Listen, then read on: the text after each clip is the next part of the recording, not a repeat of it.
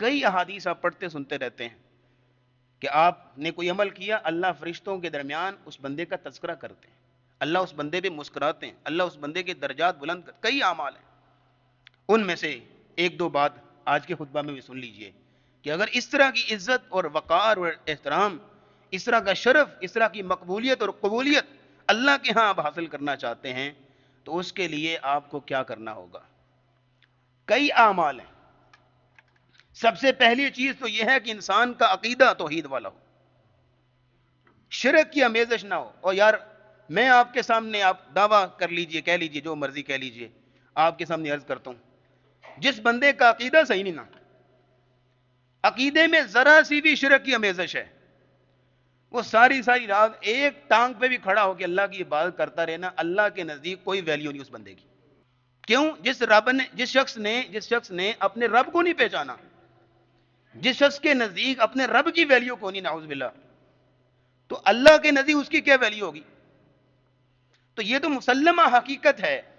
کہ اگر اللہ کے ہاں کو مقام اور شرف دنیا میں اور آخرت میں لینا ہے تو اس کے لیے عقیدہ بھی تو اسی طرح کا ہونا چاہیے، اس کے لیے توحید بھی اسی طرح کی ہونی چاہیے، اس کے لیے سنت پر عمل پیرا بھی اسی انداز سے ہونا چاہیے، بدعات سے اپنے آپ کو بچانا ہے۔ لیکن اگلی بات یہ ہے کہ جو نوافل عبادات ہیں ان میں کبھی کوتاہی نہ کریں، ان میں کبھی سستی نہ کریں۔ جو فرض نہیں ہے، لازم نہیں ہے، آپ اپنی خوشی سے کرتے ہیں، نفل کسے کہتے ہیں؟ اپنی خوشی سے، آپ کی دلی چاہت ہے میں اللہ کی عبادت کروں تو اپنی خوشی سے آپ کرتے ہیں، آپ اپنی خوشی سے اللہ کی عبادت کریں گے، یقین کیجئے اللہ کے ہاں آپ کو ایک خاص مقام ملے گا۔ سیدنا ثوبان رضی اللہ تعالیٰ عنہ کو رسول اللہ نے فرمایا تھا علیک بکثرت السجود، میرے صحابی زیادہ زیادہ سجدے کیا کر، مطلب زیادہ زیادہ نوافل پڑھا کر، فَإِنَّكَ لَا تَسْجُدُ لِلَّهِ سَجْدَةً إِلَّا رَفَعَكَ اللَّهُ بِهَا دَرَجَةً، تم اللہ رب العزت کے لیے ایک سجدہ کرو گے، اللہ رب العزت تمہارا ایک درجہ بلند کریں گے اور ایک اس سجدے پر گناہ معاف کر دیں گے۔ وہ درجہ بلند، یہ جو آپ کو کئی حدیث سننے کو ملتی ہیں، درجہ بلند ہوتا ہے، درجہ بلند کیا ہوتا ہے؟ یہ وہی جو پیچھے میں نے آپ کے سامنے واقعات رکھے کہ اللہ کچھ لوگوں کا نام لے رہا ہے، کچھ لوگوں کو سلام بھیج رہا ہے، کچھ لوگوں کا تذکرہ کر رہا ہے، یہ درجے بلند ہوتے ہیں تو اللہ کے نزدیک مقبولیت ملتی ہے۔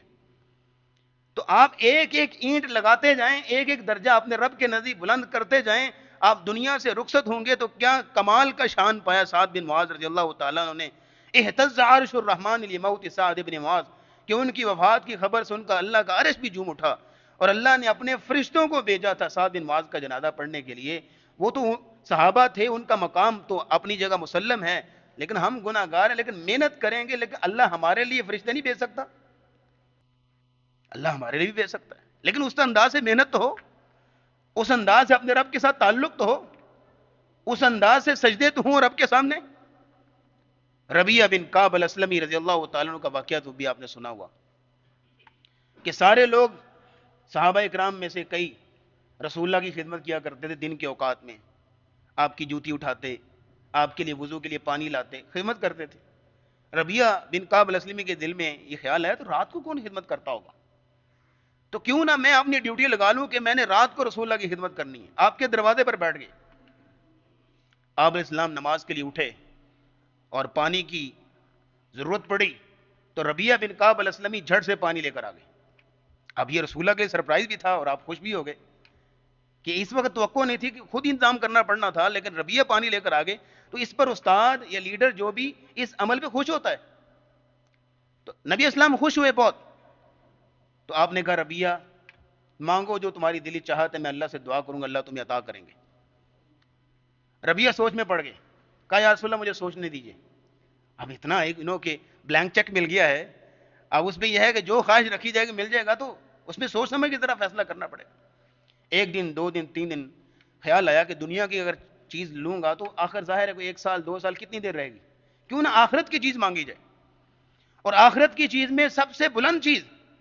فیصلہ کر کے رسول اللہ کے پاس آ گئے۔ ربیعہ سوچ لیا، جی یا رسول اللہ سوچ لیا، کیا؟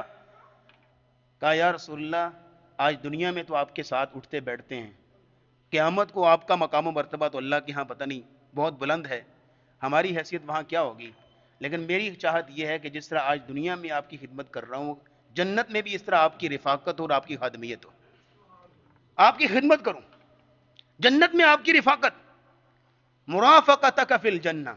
تو نبی کریم صلی اللہ تعالی وسلم نے جو نسخہ بیان کیا سنیے گا، آپ نے فرمایا میں اللہ سے دعا کروں گا فَأَعِنِّي عَلَى نَفْسِكَ بِكَثْرَةِ السُّجُودِ، تو نے بھی محنت کرنی ہے اور تو نے زیادہ زیادہ نوافل پڑھنے ہیں، نوافل پر ہمیشگی اور لزوم رکھنا ہے، انشاءاللہ اللہ جنت میں تجھے میرے ساتھ اکٹھا کرے گا۔ یہ مقام و مرتبہ ملے گا نوافل کی وجہ سے، نفل عبادت۔ اور بلال رضی اللہ تعالیٰ عنہ، جب وہی بات آگے جو شروع میں عرض کی ہے، دنیا والوں کے سامنے شاید حیثیت ہو یا نہ ہو، تو بلال حبشی جن کے حسب نسب ہی کسی کو معلوم نہیں ہے، اور یہ ہے کہ کوئی خاندانی وجاہت اور کوئی جناب نسبت اور برادری کوئی چیز کوئی جانتا نہیں ہے، لیکن مقام و مرتبہ یہ ہے، نبی اسلام کہتے ہیں میں معراج پہ گیا اور میں نے اپنے آگے کسی کے چلنے کی آواز سنی، میں کہوں میں ہوں جبریل ہوں، آگے کون چل رہا ہے؟ پوچھا گیا کہ جبریل یہ کون ہے جو میرے آگے آگے چل رہا ہے؟ کہا آگے آگے نہیں چل رہا، یہ بلال ہیں جو چلتے زمین پہ ہیں لیکن قدموں کی آواز جنت میں آتی ہے۔ نبی اسلام معراج سے واپس تشریف لائے اور آپ نے پوچھا بلال کون سا عمل ہے جو آپ کرتے ہیں، کون سا عمل ہے جو آپ کرتے ہیں؟ میں نے یہ آواز سنی، کہا یا رسول اللہ آپ نے ہی سکھایا ہوا جو کچھ سکھایا ہوا ہے، ہمارے پاس کیا ہے، لیکن یہ ہے کہ ہر وقت باوضو رہتا ہوں،